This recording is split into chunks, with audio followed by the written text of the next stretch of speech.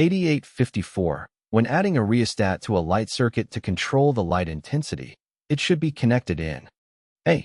Parallel with the light. B. Series with the light. C. Series parallel with the light switch.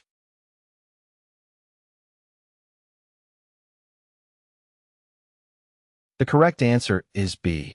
When adding a rheostat, variable resistor, to a light circuit to control the light intensity, it should be connected in series with the light. This allows the rheostat to regulate the current flowing through the light and thereby control its brightness.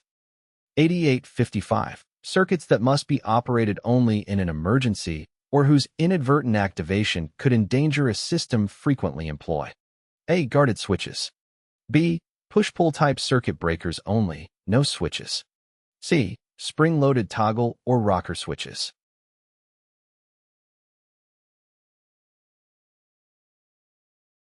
The correct answer is A.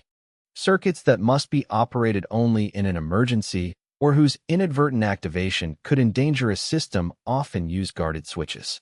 These switches have a protective cover or guard that must be lifted or flipped open before the switch can be accessed and operated. This helps prevent accidental activation and ensures that the circuit is only engaged when intentionally intended.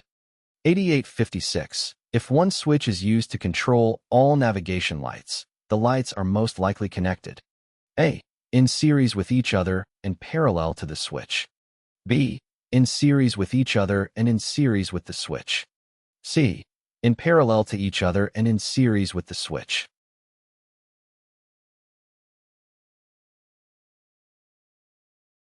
The correct answer is C.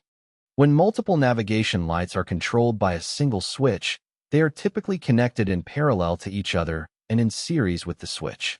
This arrangement allows each light to operate independently, so turning on or off the switch will control the entire circuit. If the lights were connected in series, turning off one light would cause all the lights to turn off, which is not desired. 8857. Oil canning of the sides of aluminum or steel electrical junction boxes is considered to be A.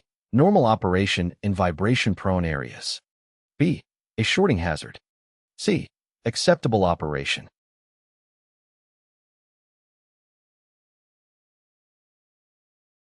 The correct answer is B. Oil canning refers to the phenomenon in which a piece of sheet metal exhibits a snapping back and forth motion when it is distorted or subjected to vibrations. This condition occurs due to the inherent flexibility of the metal and the interactions between its surface and the surrounding forces. The term oil canning is derived from the sound produced, resembling the tapping of an oil can. This behavior is often seen in thin or lightweight sheet metal panels and can result in undesirable visual and audible effects. 8858. Electric wiring installed in aircraft without special enclosing means, open wiring, offers the advantages of ease of installation, simple maintenance, and reduced weight. When bundling open wiring, the bundles should A. Be limited as to the number of cables to minimize damage from a single electrical fault. B. Include at least one shielded cable to provide good bonding of the bundle to the airframe. C. Be limited to a minimum bend radius of 5 times the bundle diameter to avoid excessive stresses on the cable insulation.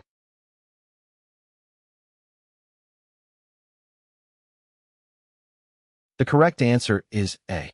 To mitigate potential damage caused by a single electrical fault, it is recommended to limit the number of wires run in a single bundle during an open wiring installation. By keeping the number of wires in a bundle to a minimum, the impact of a fault, such as a short circuit or electrical failure, can be contained and localized. This reduces the risk of extensive damage and aids in easier identification and resolution of the faulty section. By adhering to this practice, safety and efficiency are enhanced in open wiring installations.